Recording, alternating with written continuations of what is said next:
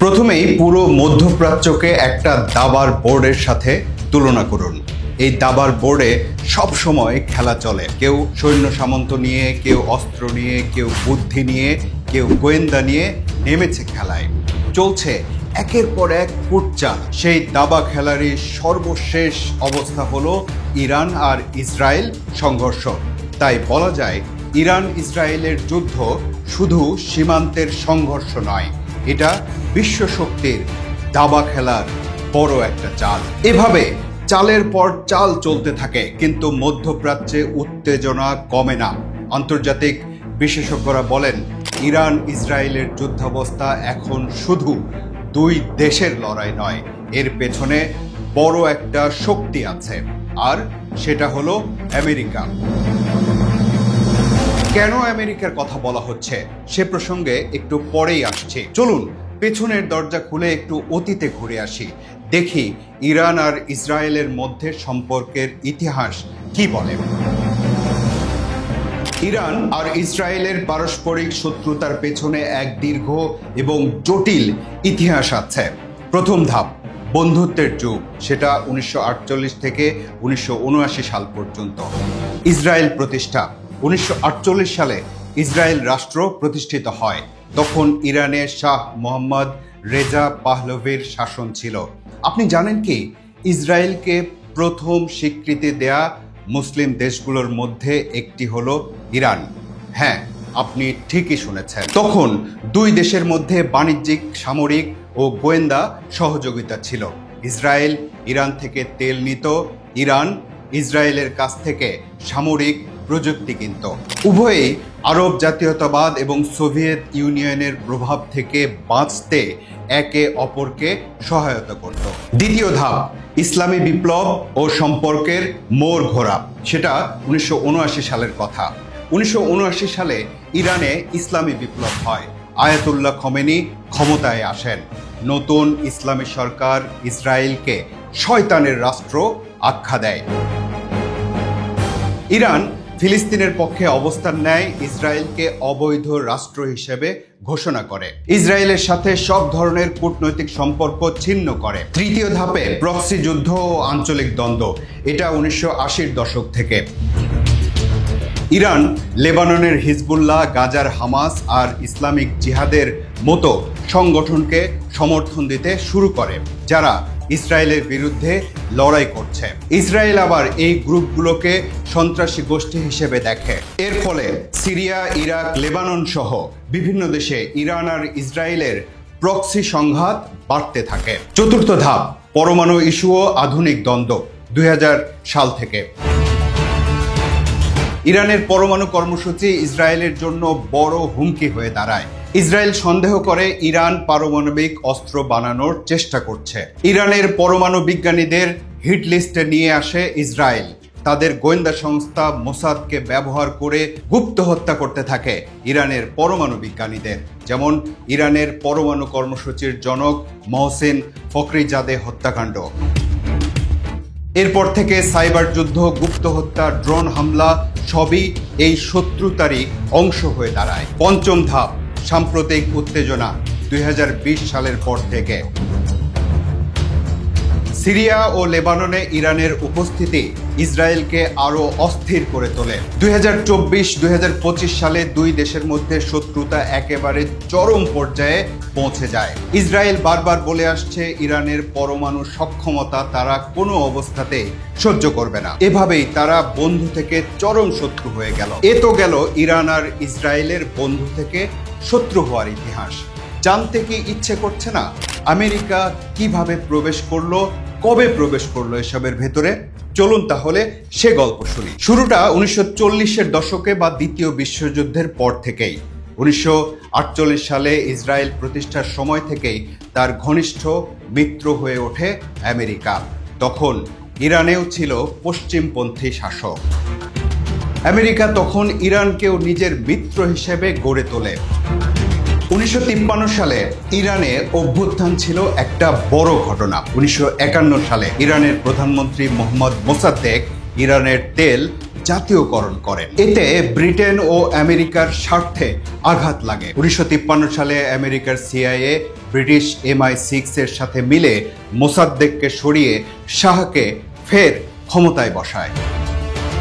এরপর ইরানে আমেরিকার প্রভাব অনেক বেড়ে যায়, কিন্তু ইরানে ইসলামী বিপ্লবের পর আবার পাল্টে যায় সব হিসাব নিকাশ। 1979 সালে ইরানের ইসলামী বিপ্লব আমেরিকাকে সরাসরি শত্রু বানিয়ে ফেলে। বিপ্লবের পরই ঘটে তেহরানে মার্কিন দূতাবাস দখল ও 52 মার্কিন কূটনৈতিক জিম্মি হওয়ার ঘটনা। এরপর থেকেই আমেরিকা ইরানকে শত্রু রাষ্ট্র হিসেবে দেখতে শুরু করে। এরপর আসে ইরান ইরাক যুদ্ধ, চলে 1980 থেকে 1988 সাল পর্যন্ত। শুরু হয় আমেরিকার দ্বিমুখী খেলা। আমেরিকা পরোক্ষভাবে ইরাককে সমর্থন দেয় ইরানের বিরুদ্ধে, আবার কিছু পর্যায়ে গোপনে ইরানকেও অস্ত্র দেয়। মধ্যপ্রাচ্যের এমন চলমান সংকটের সময় ইসরায়েলের অস্তিত্ব টিকিয়ে রাখা, নিরাপত্তা দেয়া, অস্ত্র সরবরাহ এসবই আমেরিকার প্রধান নীতি হয়ে ওঠে। ইসরায়েলের নিরাপত্তার জন্য ইরানকে সবচেয়ে বড় হুমকি মনে করে আমেরিকা। 2000 সালের পর পরমাণু ইস্যুতে সক্রিয় হয়ে ওঠে আমেরিকা।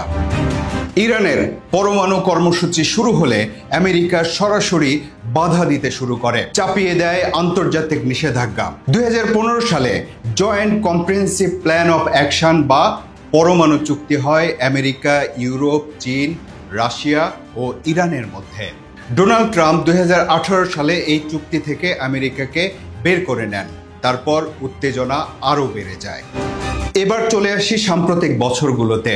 ইসরায়েলের ড্রোন হামলা, সাইবার আক্রমণ ইত্যাদিতে আমেরিকার গোয়েন্দা সংস্থা CIA, NSA সক্রিয়ভাবে সাহায্য করেছে বলে জানা যায়। ইরানের জেনারেল কাসেম সোলাইমানিকে 2020 সালে আমেরিকায় সরাসরি ড্রোন হামলায় হত্যা করে।